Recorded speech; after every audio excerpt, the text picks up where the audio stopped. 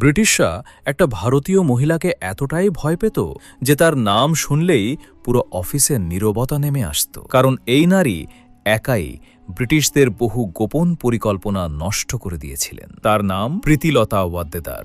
দিনে তিনি ছিলেন সাধারণ স্কুল শিক্ষিকা, কিন্তু রাতে তিনি হয়ে উঠতেন ব্রিটিশদের জন্য মৃত্যুর আতঙ্ক। সেই সময় ইংরেজরা ভারতীয়দের মানুষই মনে করত না। একটা ক্লাবের সামনে বড় করে লেখা ছিল, dogs and Indians not allowed. এই অপমান সহ্য করতে পারেননি প্রীতিলতা। তারপর এক রাতে পুরুষের ছদ্মবেশে বিপ্লবীদের দল নিয়ে সরাসরি ব্রিটিশ ক্লাবে হামলা চালান তিনি। চারদিকে গুলি, আগুন, চিৎকার।